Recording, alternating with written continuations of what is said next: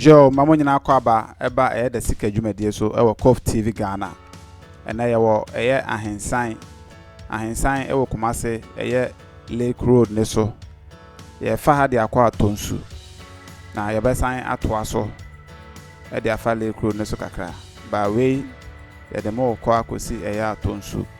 na ye nhye no manso na ye nhwe ne ekoso ewo Ahinsan ne Atonsu mpatemu kakra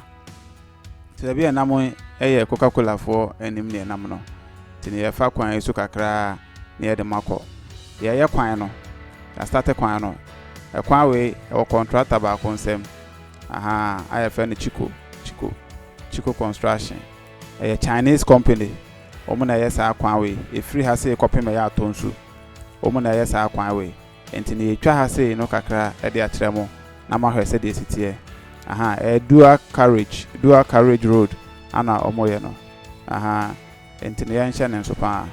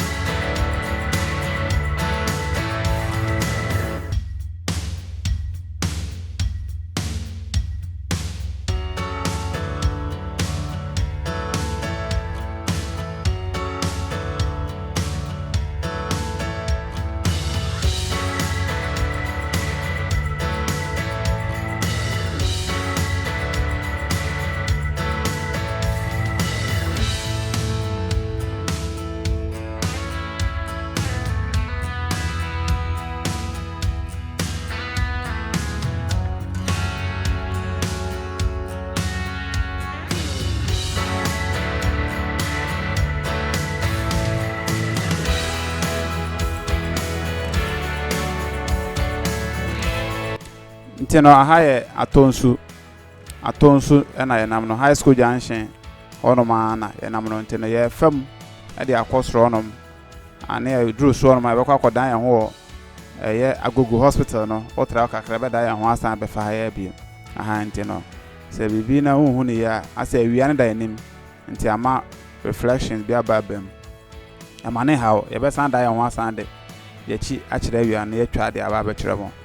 ntino Atonsu ne nam no ne obehu bia na number ne go screen ase obetime de comment aba ye betna ase 6 pm Ghana time na ye nyina ya to adwene e wo studios nti obetime afa number na WhatsApp line na nso atime afre na wabo awrem ntino e kwana na mugusu amohwe no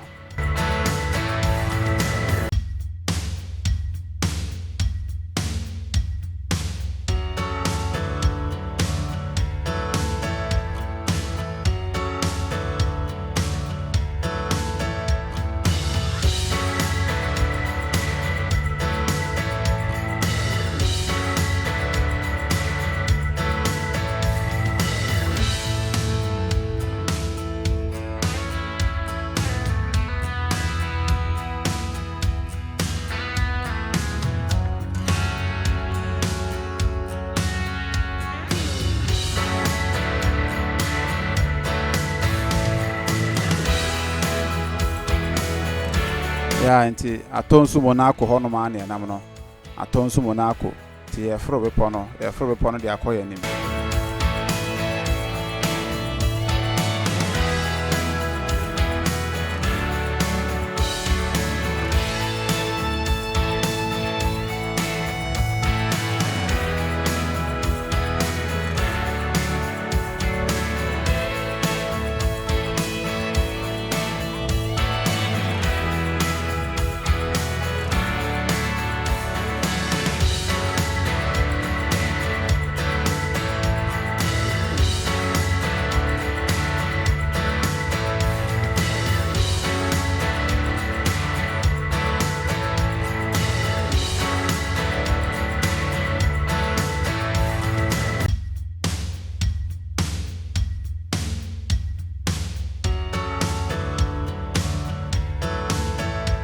Yonti Atonsu Agogo station ho na edu no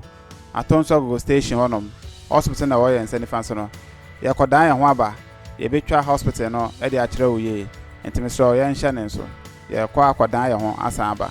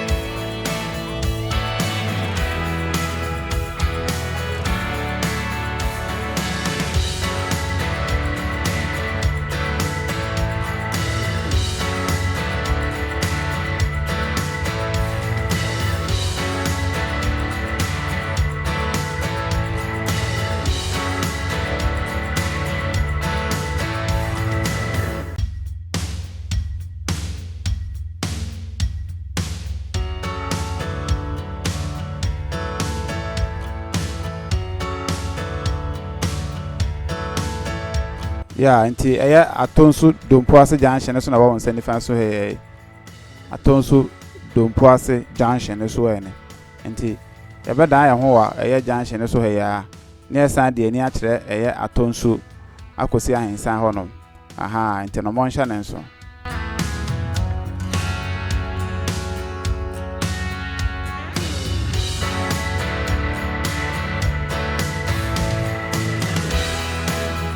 Yonti ede ani akire eye Ahinsan anase Atonsu biem aha ye ba na ewia no da screen so nti na ama aye dark kakra se se de ye chi akire ewia no ti ye san de ma ofa so biem na mahwe eno ma bi amo ntimi ehu ne ye no next time de mbo hu ne ye.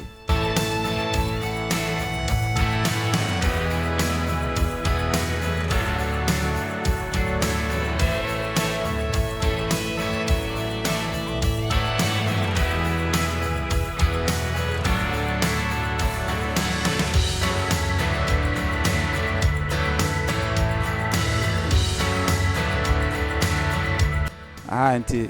agogo hospital na ni Atonsu agogo hospital no na muhu no nti ye twa kakra kire mo ne ato aso.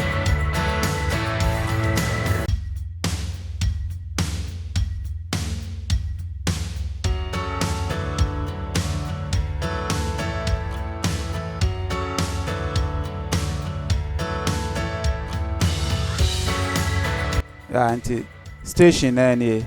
agogo station no ene Atonsu agogo station no lorry station ene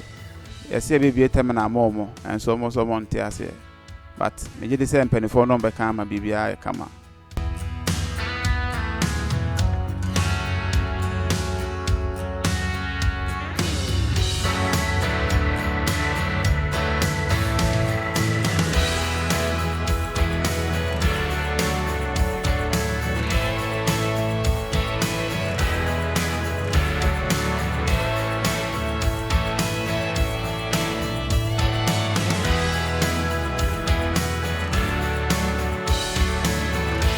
Yeah, nti no eye Atonsu mo na akọ na ye sane koyi ye ba me kan ho asem but em se wa hu ne nti sei na hote e kwan no mo ye kwan no e dual carriage nti no ye nhye ne nso wo question bi a wo suggestion bi a o bibia about 6 pm pe ye betena se o video we so na ene ye na komodie no be ye Lake Road no nti no ye nhye ne nso discussion no purely on the Lake Road